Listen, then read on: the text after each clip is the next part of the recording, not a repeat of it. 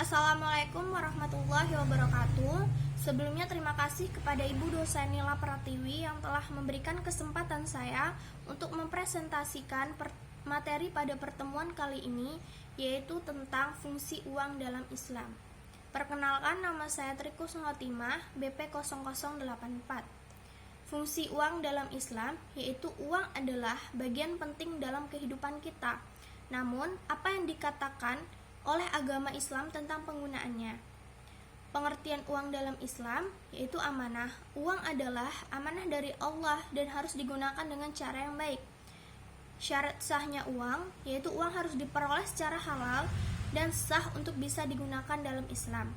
Fungsi uang yaitu uang digunakan sebagai alat tukar, satuan hitung, dan juga sebagai nilai simpanan. Peran uang dalam kehidupan yaitu yang pertama, berkontribusi pada kemajuan ekonomi. Yaitu peran uang yang paling jelas adalah sebagai alat untuk memfasilitasi perdagangan dan kemajuan ekonomi suatu negara. Yang kedua yaitu membantu kebaikan sosial. Uang bisa membantu keberlangsungan institusi keagamaan dan kegiatan sosial seperti pembiayaan pelatihan dan bantuan untuk kaum miskin.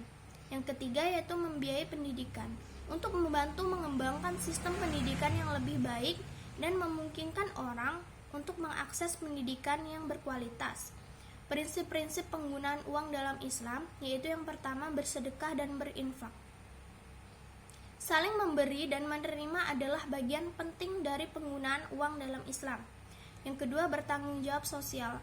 Uang harus digunakan untuk memperbaiki masalah sosial dan membantu orang yang membutuhkan. Ketiga, manajemen waktu. Waktu adalah uang. Oleh karena itu, harus dikelola secara bijak agar tidak terbuang sia-sia. Hukum riba dalam Islam yaitu pengertian riba. Riba adalah pengambilan keuntungan yang tidak adil dari pihak yang memerlukan. Hal ini secara tegas dilarang oleh agama Islam. Jenis riba. Riba ada dua jenis, yaitu riba an-nasiyah, riba yang diambil dari pinjaman. Yang kedua, riba al-fad, yaitu riba dalam perdagangan. Akibat hukum riba, yaitu barang yang dibeli dengan riba tidak diizinkan dalam Islam dan dosanya sangat besar. Pengelolaan keuangan yang baik dalam Islam yaitu pertama, membuat anggaran. Membuat anggaran yang baik adalah langkah pertama ke arah pengelolaan keuangan yang baik. Pastikan uang yang dikeluarkan tidak melampaui batas anggaran. Yang kedua, investasi yang bijak. Pilihlah jenis investasi yang sesuai dengan tujuan dan kondisi keuangan Anda. Pastikan investasi tersebut halal dan menguntungkan. Ketiga, avoid impulse buying. Belilah barang hanya berdasarkan kebutuhan, bukan keinginan atau nafsu. Hindari pembelian impulsif. Bayar uang tepat waktu. Bayar utang tepat waktu, yaitu bayarlah hutang tepat waktu, tidak menghindari beban untuk menghindari beban bunga dan meningkatkan kredibilitas.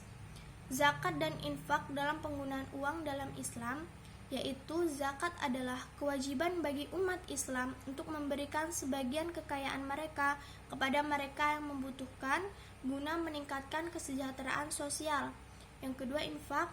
Infak adalah memberikan pengeluaran sukarela untuk manfaat umum karena Allah menyukai orang-orang yang baik hati dan murah hati. Cara lain menggunakan uang yaitu uang sebaiknya digunakan untuk membiayai hal-hal yang bermanfaat seperti memberikan makanan kepada keluarga miskin dan membantu orang lain dalam keadaan sulit. Kritik terhadap praktik keuangan konvensional dan alternatif dalam Islam yaitu pertama, kritik terhadap sistem kredit. Beberapa praktik kredit dengan bunga tinggi secara tegas dilarang dalam Islam dan dapat menyebabkan kesulitan keuangan bagi orang yang meminjam. Yang kedua, kritik terhadap sistem investasi. Beberapa instrumen investasi mungkin tidak halal dan berisiko tinggi sehingga menimbulkan kekhawatiran bagi umat Islam. Yang ketiga, alternatif keuangan Islam. Beberapa alternatif keuangan syariah seperti lembaga pengembangan masyarakat dalam dan perbankan syariah memiliki potensi untuk mempromosikan keadilan dan bantu pencapaian tujuan sosial. Baiklah, itu tadi presentasi dari saya. Apabila ada kesalahan, saya mohon maaf. Saya akhiri, wabillahi taufiq wal hidayah. Assalamualaikum warahmatullahi wabarakatuh.